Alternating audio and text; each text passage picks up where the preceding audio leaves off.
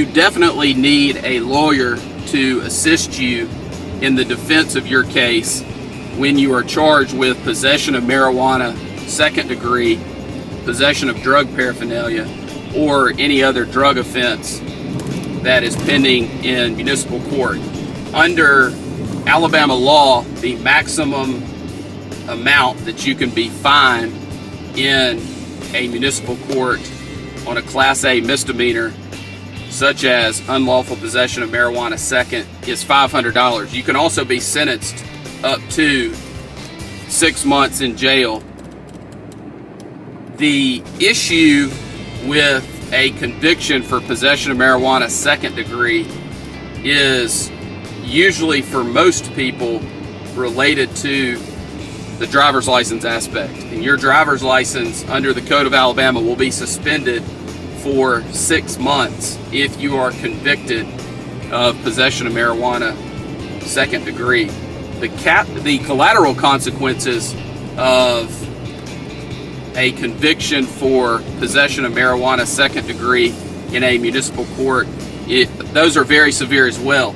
If you have a drug charge conviction, which is a conviction such as possession of marijuana second degree, the federal government will deny for a period of time your ability to obtain federal student aid to assist in your attending college. Also, you could be passed over for promotions at your job if you have a conviction, or you could be denied employment or terminated with a conviction for possession of marijuana second degree.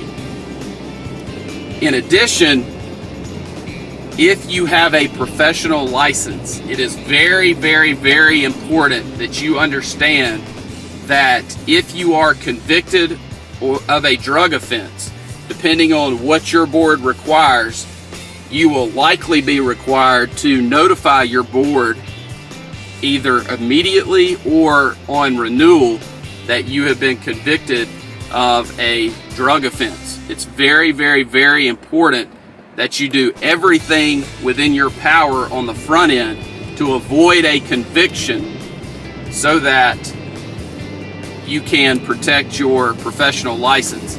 Even if you are charged, there may be a requirement that you report that to your board, but if the charge is dismissed, you will not suffer any of the other collateral consequences, and you may not be subject to discipline by the board that issued your license. There is no question that you need counsel when dealing with any drug charge, but especially possession of marijuana second. The other drug charge I want to talk to you about is possession of drug paraphernalia. On any traffic stop or any encounter with the police, if they find something that could be construed to be used to make or cultivate or use any type of drug, they can charge you with possession of drug paraphernalia. If you look at Alabama Code Section 13A-12-260, it lays out about 15 ways that an item can be used in a way that would constitute drug paraphernalia. In addition, it goes through a list of items that I will not go over with you here. The bottom line is, if you are charged with possession of drug paraphernalia and you feel like you are wrongfully charged, or the item was in your possession not for use as drug paraphernalia, then it is something that we need to be aware of so that we can bring that up through the negotiation process in an effort to settle the case, or through the trial process. It's important for you to understand that there are multiple options on resolving drug cases that help you to avoid a conviction. That is the goal in every single drug case, is to avoid a conviction for the charged offense.